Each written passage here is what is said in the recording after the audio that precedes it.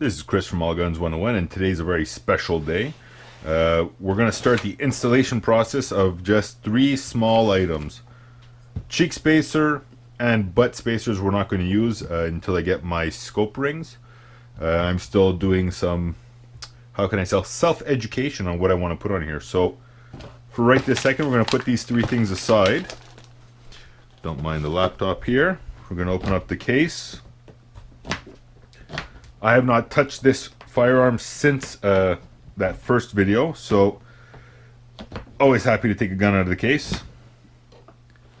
And no need to check if it's safe because the original two butt spacers are staying. The Allen set here we're not going to use because I'm sure we're going to need a torque set. So let's get this onto the bench. Physically just going to go on the bench. Close this case up here for now. We're going to move this out of the way. Sorry for the mess. I know you get to see a little bit of glimpse of the house. Too many things showing up at once, put it that way. Okay, back to the gun. So we're going to need a torque screwdriver. I have my Wera. Possibly may need the SAKO TRG manual. And let's bring those parts back. So first things first, the most complicated item to install. We have here our SAKO bipod. So let's get this out of the box. Get this turned around.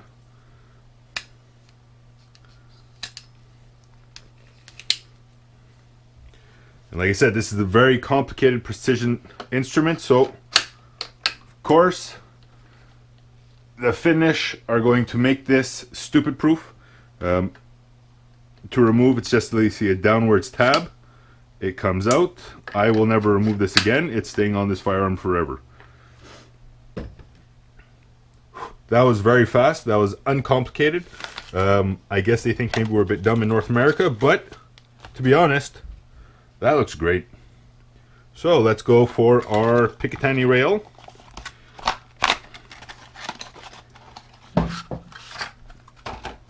Here we are. So as I mentioned last time, there is a gradation. So I am going to mount it where 1 is at the back. It's very hard to see for you. And 15 is at the front. What I will need, first time in my life, instruction manuals. So they show us, and they explain to us in both languages, that we have the small holes, from what I can tell here, are for our guiding pins, and everything else gets a screw. What we want to check for is this part right here. 22 pounds with a T15 Torx. So 22 pounds. Whichever screwdriver you use doesn't make a difference at the end of the day, as long as you're in the range. Mine is a 10 to 50. I have another one that is under 10. So we're going to open this.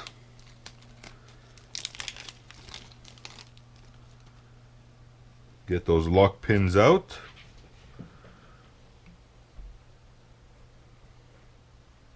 I probably won't need them.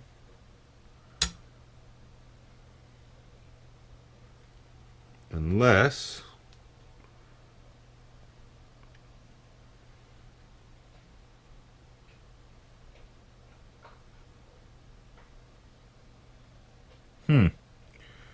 so unless I'm a little bit stupid, there's only one position where all the holes line up.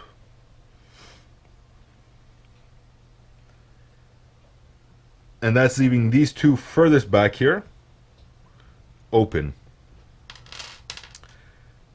Now when I look at the drawing, they are showing me a different picatinny rail to what I physically have, which personally is not an issue at all.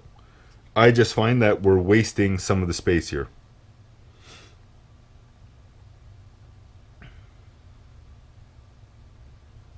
Because according to this, there should have been plugs put in here, which my firearm does not have. I don't want to say that they have maybe missed a step, just because that this is worth quite a bit. So I'm going to choose to mount it in a different position, since this is where the action is going to happen. That's my compression chamber, so I want to make sure that is blocked off.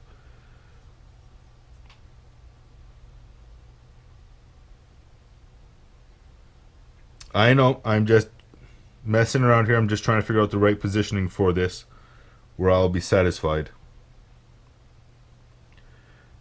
So if I base myself off of this documentation, I should have a through hole here.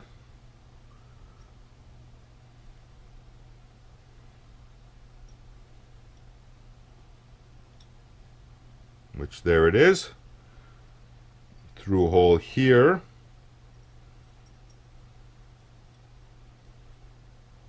So I'll show you in just a brief second the alignment tool. And to let you know, the precision on this alignment is actually quite tight, as in the tolerance.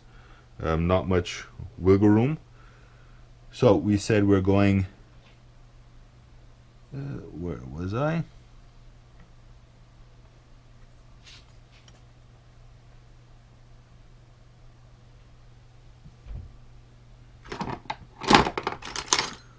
Because now I feel like I'm a moron, since I can't see exactly where I wanted to line it up to. Just remember, when you make videos, it's important to be prepared before you go ahead and make a video. Amateur hour here on all guns. So I can tell that one is not a see-through, which would mean my next not seated should be there. Now, I'm no expert, but I feel that somewhere this might not be right. And the reason I'm saying that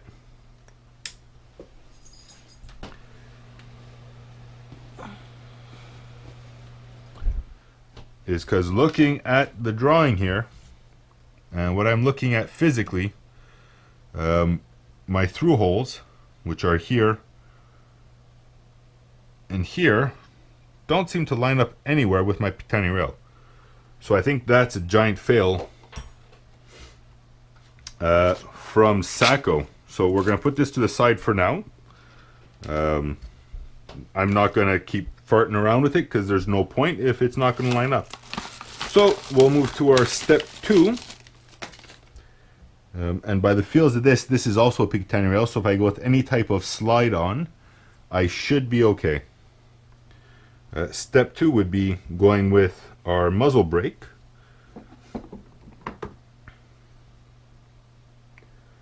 And that looks like it's a 4. We're going to loosen this. There's a flat head here, so I'm going to remove that as well for now. This is what's considered fine thread, so you want to be very careful that you don't strip it. It's very easy to do.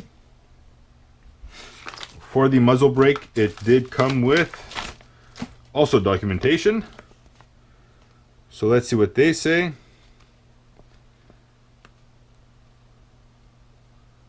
Tighten fastener with muzzle brakes to either 71 pounds or 89 pounds. That is for the securing fastener. So this I might actually just use an Allen key, because this one only goes up to 50, but 50 would be a good start for me. And if I look at my opposite one here, 70. So I will actually use 70, 71. Shouldn't be an issue. So let's go here. I'm going to right away preset this to 70 pounds. Because that is the max. Switch out the attachment on the end here. And I feel like I'm losing some light, so let me just get the lights here. There we are. At the same time, turn this over just to make friends. So we are preset our 70 pounds. I'm going to remove our thread protector.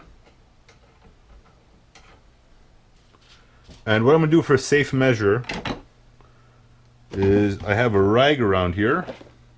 I'll use a patch. I'm just going to spray a little bit of cleaning oil.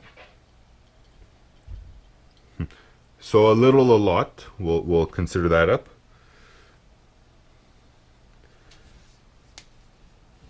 It's going to wipe these threads down. At the same time, it's going to give me a protective oil on there for when I start threading this on.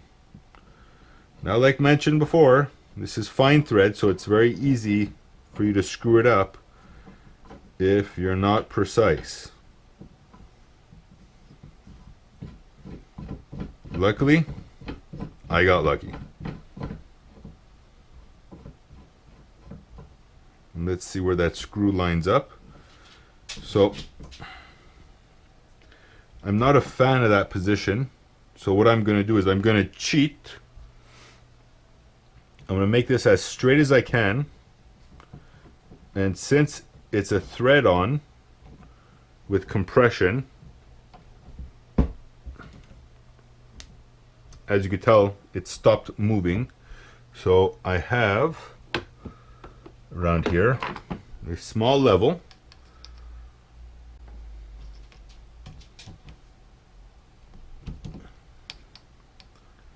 Even though this isn't perfectly straight,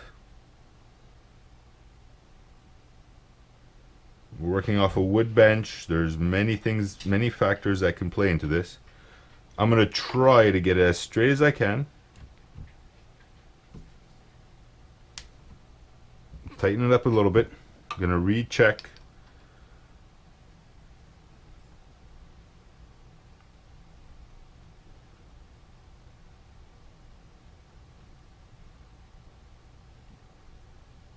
That looks pretty good to me, so I'm going to crank this down.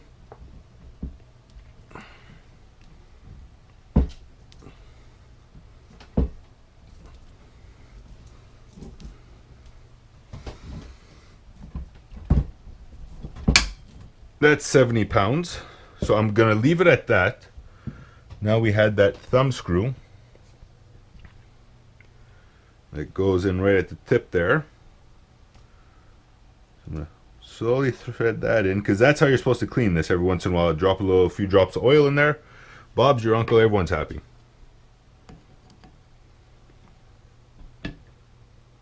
Laying that down with my super handy dandy rust proof. Also to mention, if no one noticed, this is a swivel bipod, so I do have some angle of play here. Hopefully that was dead on when I installed it. So now I'm just going to take a look. Just visualize that, yeah, that's pretty straight compared to the gun. If it's a few degrees off, like I said, it's not the end of the world. This is quite the difference. So for now, stay tuned, keep watch, and subscribe. We have done it. So, as I was saying before, is I couldn't line up these holes. It didn't seem right. So, these back two, I guess I have to buy plugs for, because I don't have any with my firearm. We have our first alignment pin here, a screw, screw, screw, screw, alignment pin, screw. That's the best combination I found to fit so far. If I try to move it around any other form, I can get it to line up, but then we're looking at an overhang and none of the alignment screws tend to line up. So what I'm going to do is, let's line this back up the way I had it, is I'm going to start putting some screws in, readjust my torque wrench. Oh, never mind, it's already at 22 pounds. So we are good there. Get that out, put the Torx back in. To let you know, if you want a time frame, it was enough time for me to go grab a cold beverage and try to figure out how incompetent I am and why I couldn't line this up. So for most people who know me, that would be about 4 days. For the internet, that's an hour. So just remember, that's only 1 hour I spend doing it, not 4 days. As you can see, the sun is still setting, so I guess I'm full of shit. I mean, I'm a very honest person, and I would never lie to my fans. So right now I'm only hoping on one thing, that these alignment pins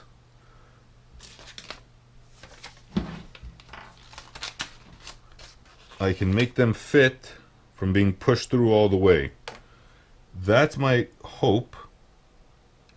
But since the tolerances are very tight, and I have noticed that they are not the most beautiful looking, I don't want to file these down, because then of course it's considered useless. So we're going to try with my fat fingers to get these lined up as much as I can.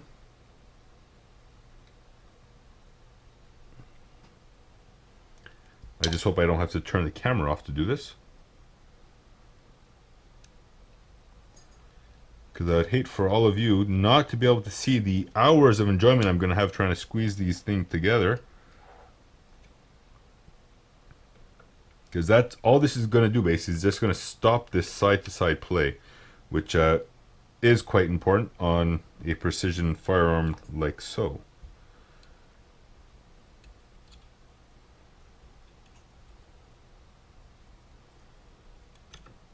I'm sure you all hear me breathing heavily.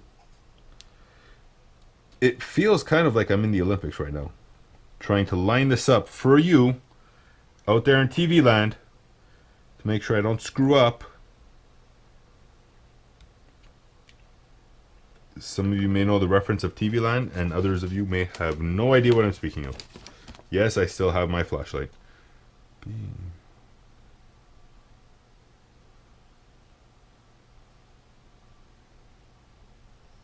Okay, so they want me to punch these into place. That's why we have a thin end and a fat end, if we want to call it that. Excuse the mess once again. I'm going back and forth because who wants to be prepared for a video? Let's open this sucker up.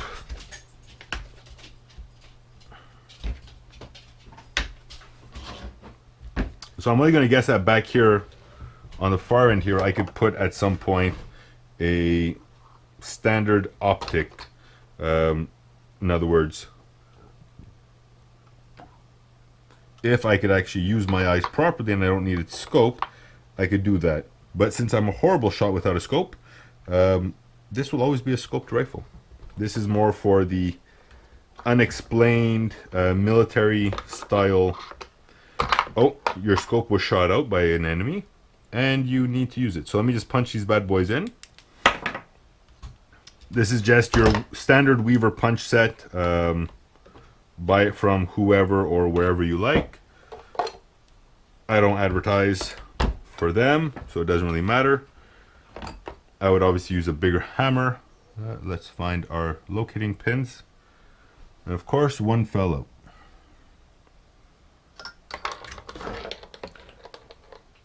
No need to panic, it should be up here somewhere. But let's start with the front pin.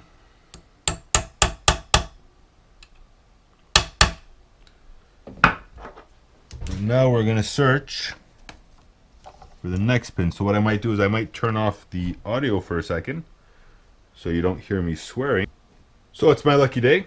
Found it in the dog bed, which is right there with the snout of the dog.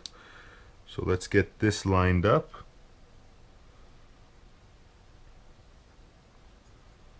I'll use that one there.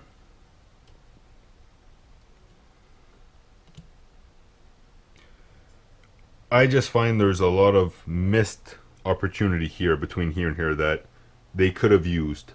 None of the holes would have lined up 100% in this configuration from what I could tell.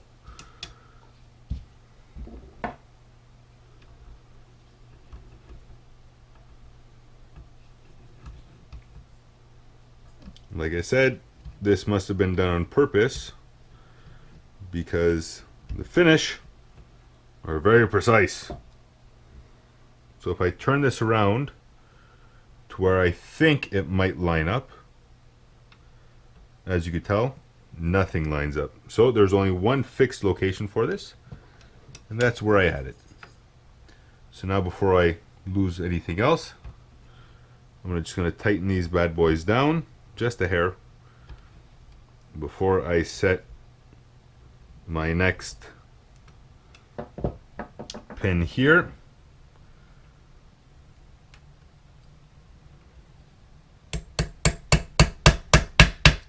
There we go, we're flush here. So now we're going to just tighten them down to where they start sitting. See, told you. I knew exactly what I was doing. There was all just question Q&A. So I'm going to go from furthest to make sure it's all tight before I torque them in. Because this way it's going to be uniform once I start torquing. There's no specific pattern from what I can tell that they recommend me to torque. Just to set them all to 22 pounds. So I'm going to go front to back. There's 22. 22. I'll go in the middle.